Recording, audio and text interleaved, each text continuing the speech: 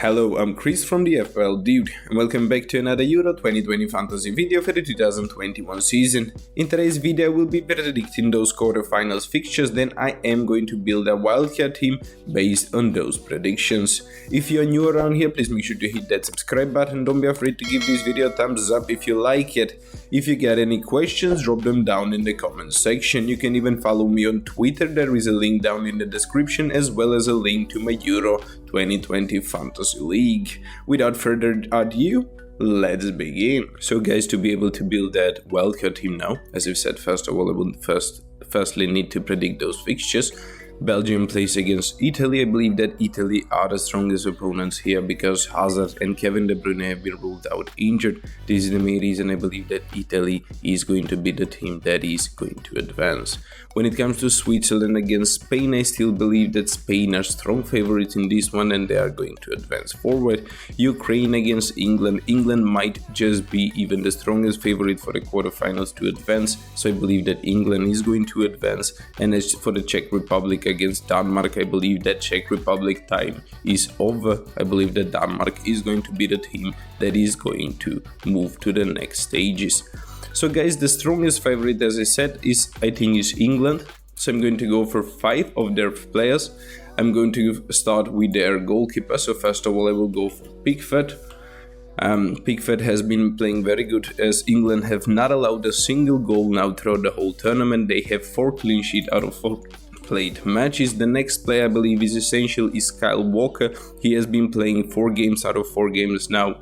He has been playing as a centre back and as a full back for his England team, but I still believe that he is very good when it comes to offense and he is very good when it comes to defending as well. As for the next defender that I'm going to bring in from this team is Stones. So guys, I'm going to bring in 5 players from England, as I've said, as I do believe they're the favorites to advance and to even reach the finals now, as things seems. So if they move on now, they are going to play against Czech Republic or against Denmark in the semifinals. This is the main reason I believe they could potentially beat them, and this is the main reason I go for 5 English players. The next player that I'm going to bring in is Sterling. He costs 9.7 million, but he has been fantastic for England now. He has been involved in most goals out of all English players throughout the whole tournament. He has had very good season for Manchester City as well. This is the main reason I'm going to bring in him. And Kane has had fantastic season for Tottenham now. Even though he failed to impress a bit for England, I still believe that he does have very good potential to do good in this one, mainly because he is the guy taking the penalties. So if a penalty opportunity comes, then Harry Kane will step up and be able to take it and earn you those points for doing that. And I do believe that he is one of those players that is having the best captaincy potential in this one. It's either him or Sterling. You do not want to captain potentially anyone else in game day 2. So yes, these were the 5 English players that I was going to bring in. The next team that I'm going to target strongly are Spain. I still believe that Spain are very strong and that they are going to advance through the next stages and be able to beat Switzerland. So guys, I'm going to go for even 4 of these Spanish players. The first one is Simon. Simon and Pickford do not play the same game, that you could potentially rotate them. The next player that I'm going to bring in is Alba. He does have very good potential to do good. He does have some slight clean sheet potential, very good attacking return potential, and extremely good potential to advance, as I do believe that Spain are the favorite when we try to compare them on paper against Switzerland.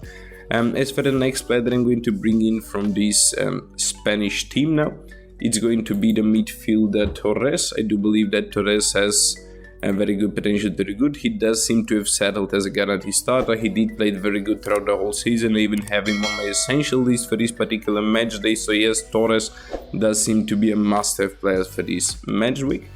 And as for the next player, it is going to be Morata. I personally do not like how he has been playing throughout the Euro. Perhaps some other striker could have potentially done better, but he does seem to have settled as a guarantee starter. He does seem to play tons of minutes as well. He did play it around 120-30 minutes in the last game as well, and he did score that 4-3 winner goal. I believe that Morata does have very good potential to continue to do good. I think it's the 4-3 winning goal or the 5-3 to settle it. Some of these two goals Morata scored.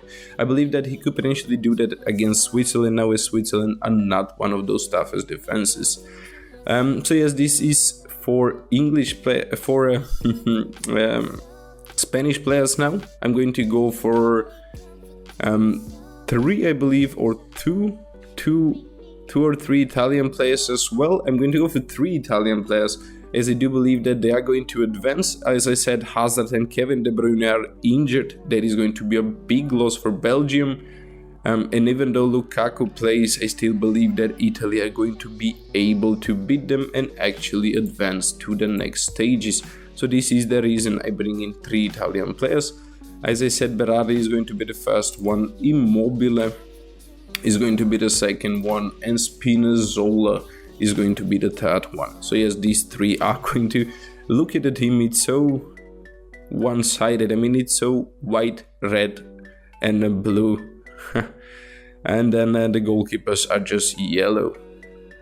So guys, for the next team that I'm going to target now, I believe that Denmark are the favorites here against Czech Republic. I think they are going to be able to move on, and that, as I said, Czech Republic's time is over.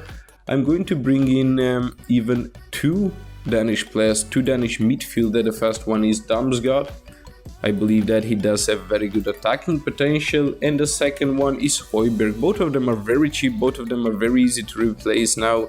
Even if Denmark does not get to advance, you still get 5 free transfers now before the semi-finals, so you could potentially change them out. And this last spot here, as you can see, it says that I have 4.4 millions, but this is just because I made a new draft, so I got 105 millions. Most of you already have like 106, 107 millions. So for this next defender that I'm going to bring in here, I believe that you could potentially bring in one more Spanish defender. You could potentially bring in Maechle if you do not have the money. But the one player that I find very strong for this particular game week is Munir. So yes guys, if my Italian strikers fail to impress and Belgium does keep it clean, because that game could potentially even end up 0-0 and be played on penalties, as I don't think that Italy are that strong to be able to beat Belgium. But as I said, Belgium firepower, Hazard and Kevin De Bruyne are injured, so they are going to have it tough as well against Italy. So this game could potentially end up 0-0. If that happens, I have Munir as a backup. If Berardi or Immobile score you a goal, then you could potentially even change out Munir as he plays game day 1. So yes, this is pretty much going to be the team that I would recommend as a wildcard team. The first player that I would recommend for you to captain, who did Spain, Italy, Torres. Torres is pretty much the first player that I would like to captain, and Kane is going to be the player that I would like to captain game day 2 as well.